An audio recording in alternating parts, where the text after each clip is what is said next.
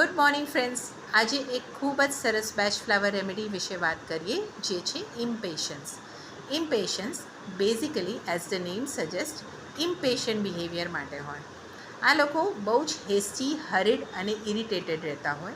એ લોકોને બધી જ વસ્તુઓ એમના ટાઈમે અને એમના સ્પીડે કરવાની હોય. ફાઇન. સો અગર કોઈ વ્યક્તિ સ્લો કામ કરતું હોય એમની જોડે, તો આ લોકો બહુ જલ્દી ઇરિટેટ કે ફ્રસ્ટ્રેટ થઈ જાય. So they do not like interference of other people in their work, but they do interfere in other people's work. Fine. Second is આ લોકો એબસન્ટ માઇન્ડેડ હોય, કારણ કે કોન્સન્ટ્રેશન ઓછું હોય. ઇમ્પેશન્ટ બિહેવિયરના કારણે એ લોકોને ફટાફટ એક પછી એક કામ કરવા હોય, તો જે કામ કરી રહ્યા છે એના પર ફોકસ ના હોય.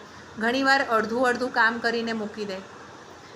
આ રેમેડી જે કિડ્સને ફાસ્ટ બોલવાની હેબિટ હોય, સ્પીચ પણ ફાસ્ટ હોય આ લોકોની, ફાઇન, તો એમાં પણ બહુ સારું રિઝલ્ટ આપે છે.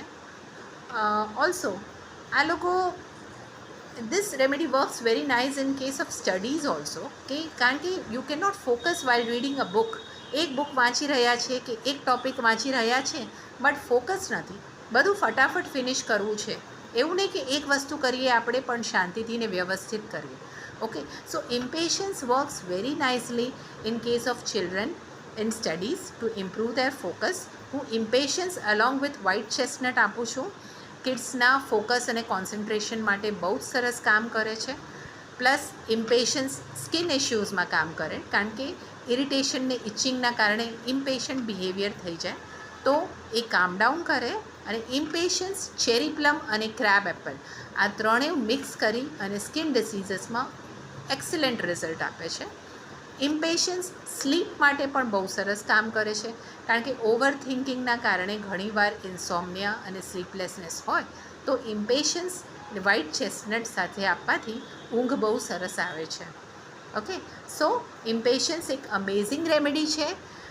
હું ઘણીવાર મારા પ્રેક્ટિસમાં, ઇનફેક્ટ હું મેક્સિમમ મારા પ્રેક્ટિસમાં આ રેમેડી યુઝ કરું છું.